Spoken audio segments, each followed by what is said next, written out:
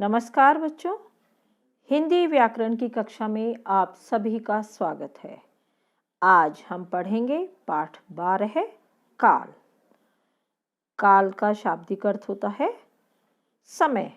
अब ये समय है, कौन सा समय, किसका समय, यही हम जानेंगे आज के इस अध्याय में। तो सबसे पहले चलते हैं, यहाँ कुछ उदाहरण दिए गए हैं।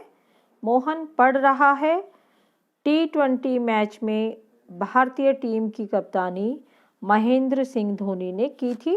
और जो तीसरा उदाहरण है वह हम देखते हैं कि भारत चंद्रमा पर मानव युक्त रॉकेट भेजेगा।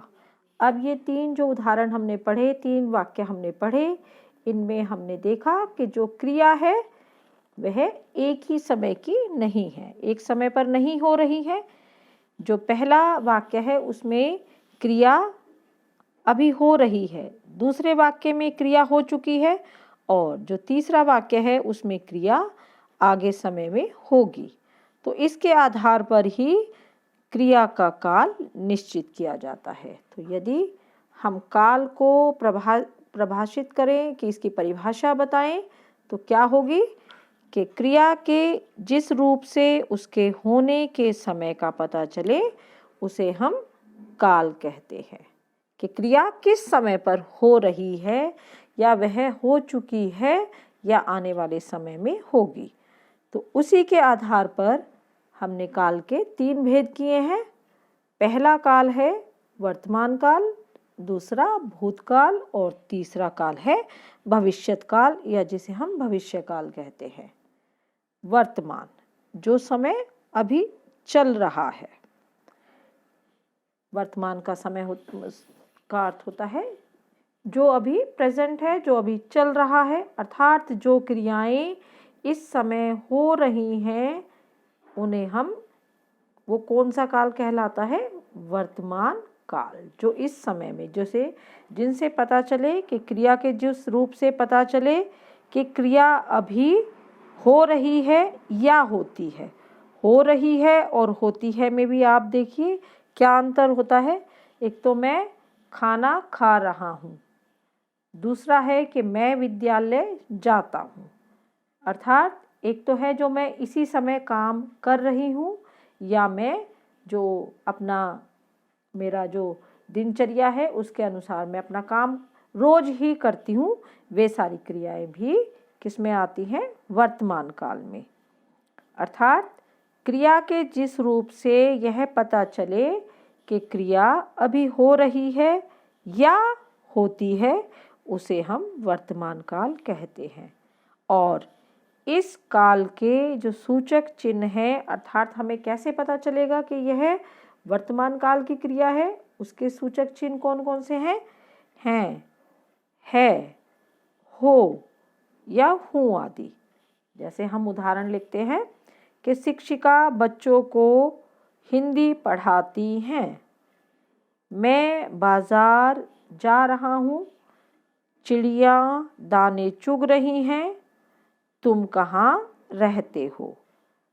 ठीक है बच्चों, तो जिनसे हमें पता चले कि क्रिया अब चल रहे समय में हो रही है, या हमारा जो दिनचर्या है उसके अनुसार निरंतर होती रहती है, वे सभी आते हैं किसमें? वर्तमान काल में। अब चलते हैं, जो हम इसका दूसरा भेद है वह है भूतकाल।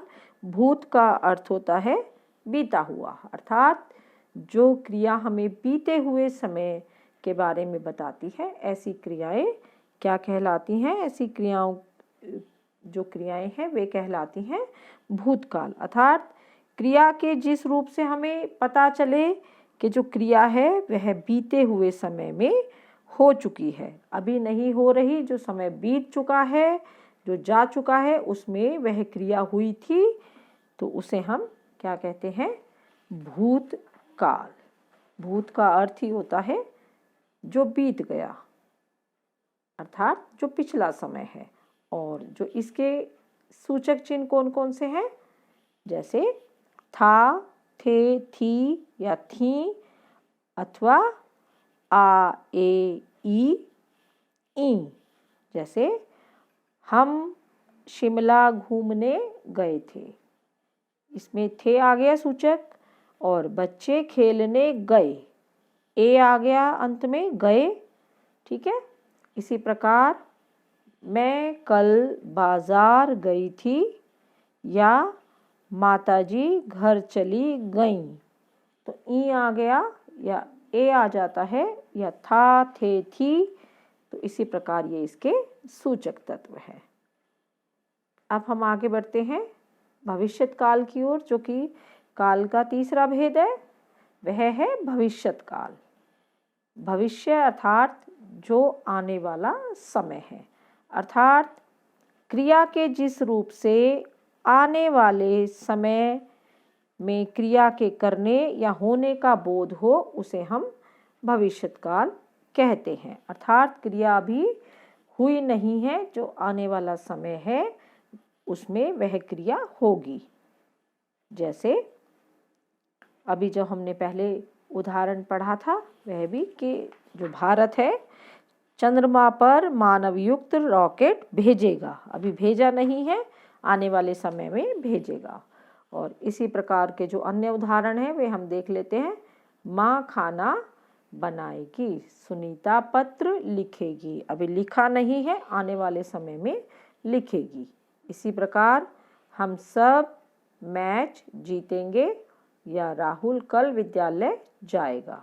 ये सभी जो क्रियाएं हैं वे आने वाले समय का बोध करा रही हैं। तो इस प्रकार की जो क्रियाएं होती हैं वे कहलाती हैं भविष्यत काल। और इसके जो सूचक चिन्ह हैं वे कौन कौन से हैं कि जिन क्रियाओं के अंत किससे होता है, गा, गे, गी आदि से। जीतेंगे, बनाएंगी, लिखेगी, जाएगा। तो जिन क्रियाओं का अंत गा, गे, गी आदि से होता है वे क्या, कौन सी क्रियाएं होती है, भविष्यकाल की क्रियाएं। तो उन्हें हम कहते हैं भविष्यकाल।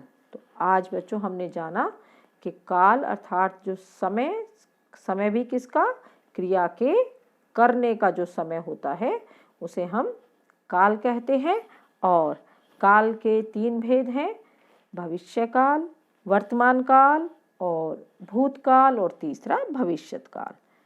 जो हमें वर्तमान समय का जो ज्ञात कराती हैं ऐसी क्रियाएं वो कहलाती हैं वर्तमान काल। और क्रिया के जिस रूप से हमें पता चले कि क्रिया बीते समय में हो चुकी है वह भूतकाल कहलाता है। और जिस रूप से हमें पता चले कि क्रिया अभी हुई नहीं है, आगे जो होने वाला आने वाला समय है उसमें होगी, उसे हम भविष्यत काल कहते हैं। तो बच्चों आज के लिए बस इतना ही। धन्यवाद। शुभ दिन।